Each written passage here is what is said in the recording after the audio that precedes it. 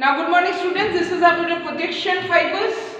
The best example of the characteristic, that is internal capsule. Who is the projection fibers? Those fibers which carries from the cortical zone to the subcortical zone, they are called the projection fibers. So example is an internal capsules. So this question comes, the parts and the fibers passing through the internal capsules, and what is its blood supply through this internal capsule. Now let me tell you, these are the fibers. This is the motor fibers. These are the sensory fibers. Those will be passing through the internal capsule. What are the motor fibers? From the frontal lobe, it is going to the nucleus pontis. So these are frontopontine fibers. This is from the parietal lobe. These are called the parietofrontal fibers. So this is parietopontine fibers. This will go to the pontine nucleus. This is occipital lobe, so occipitopontine fibers. This is temporal lobe, so they are called the temporopontine fibers. So these are four types of the fibers coming from the different four lobes of the cerebrum to the nucleus pontis of the pons. These are the motor fibers. Those are carried via the internal capsule. Now let us come to the sensory fibers, which will be carried through the internal capsule. Now who is the first station for sensory fibers? It is the thalamus. All the sensory nucleus will come to the thalamus.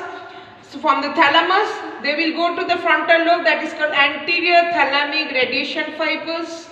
Goes to the occipital lobe, that is called posterior thalamic radiation fibers. Goes to the parietal lobe, that is called superior thalamic radiation fibers.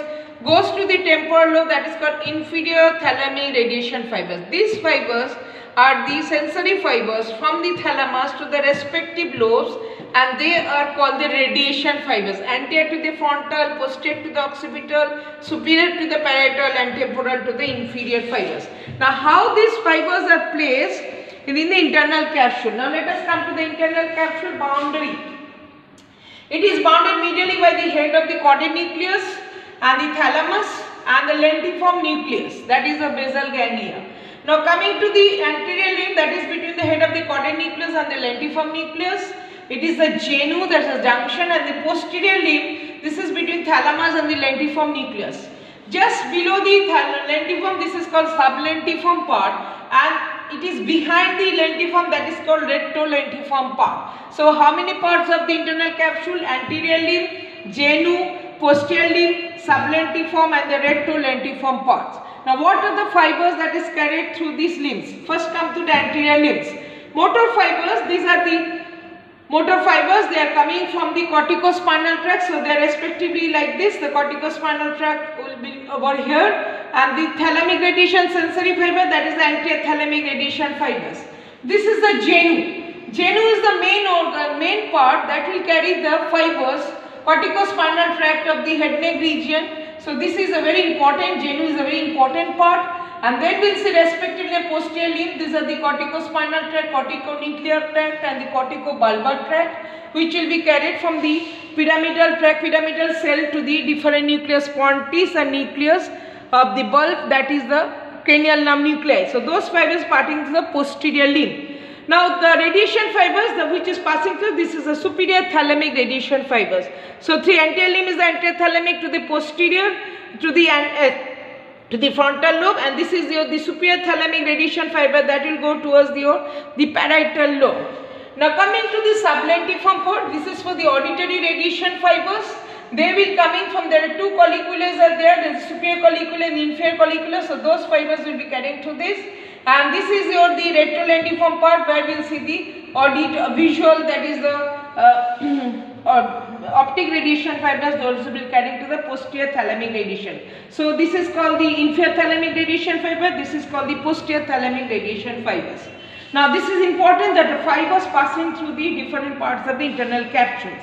Now the arterial system which will supply the internal capsule is also very important, because this is mainly supplied by the cortical branches. Those branches, the cerebral arteries have got two branches. One is the superficially cerebral branches and the cortical branches. So here these striate branches, the cortical branches, we'll see. Let us see. The anterior limb gives the three branches. This is the anterior cerebral artery. From there one recurrent branch goes. This is called recurrent artery of the Horner. This is the artery of thrombosis. Then comes the middle cerebral artery. So middle cerebral artery will give the main artery. So anterior cerebral give two branches. One is the artery of Hoppner, that is the recurrent branch, and one is the branch stride branch. Coming to the middle cerebral artery, this is the artery of Charcot, that is the artery of hemorrhage.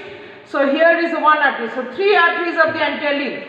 Coming to the genu, which is very important, one artery coming from the recurrent branch, one artery comes from the middle cerebral stride branch, and one artery comes directly from the internal carotid artery. Why genu is so important? Because it will carry the fibers of the corticospinal tract passing through the head neck region. So that's very important. So genu will carry a direct branch from the internal carotid artery. Coming to the posterior limb, one branch coming from the stride branch of the middle cerebral artery, one branch coming from the anterior choroidal branch of the internal carotid artery, and one branch coming from the posterior cerebral artery. So this is the posterior cerebral artery that will be derived from the basilar artery. So that will a direct branch to the posterior limb. So posterior limb has got three branches, one from the middle cerebral artery, one from the anterior choroidal branch, and one from the posterior cerebral artery. Coming to the sublentiform, it is a single branch coming from the posterior cerebral artery, and coming to the retrolentiform, it has got the branches coming from the posterior cerebral artery. The sublentiform part also having a branch coming from anterior choroidal artery. So sublentiform has two branches, retrolentiform one branches, and anterior limb, genu, and the posterior limb, they will have three branches supplying the internal capsule. The arterial supply of internal capsule is very important. There is a cerebral attack, means this artery will stop giving blood to this internal capsule, and that will lead to the cerebral stroke. Stroke means that is either due to thrombosis or due to hemorrhage. If it is due to thrombosis, that is the recurrent artery of Hoppner of anterior cerebral artery. If it is due to hemorrhage, that is due to stride branches coming from the middle cerebral artery, that is called the artery of Charcot. Now this is a schematic diagram to show the arteries. The indicates this is the anterior limb, genu, and the posterior limb. This will be coming by these three arteries. Then we see the recurrent branch of the anterior cerebrals, that will also coming to the anterior limb. Genu direct branch coming from the internal carotid artery. Posterior limb has got the posterior cerebral branches and the anterior choroidal branches. Sublentiform from the posterior cerebral artery and the anterior choroidal branches, and retrolentiform single artery that is coming from the posterior cerebral branches. So these are the arterial supply in a schematic diagram. It's the arterial supply to the internal capsule. Very important from clinical point of view. Patient coming with a bent stroke, you have to identify the site where the hemorrhage or the thrombosis occurs. If you don't know this arterial supply, it will be difficult for a student who will become a doctor to identify the place of the injury. So this is very important from the academic point and clinical point of study.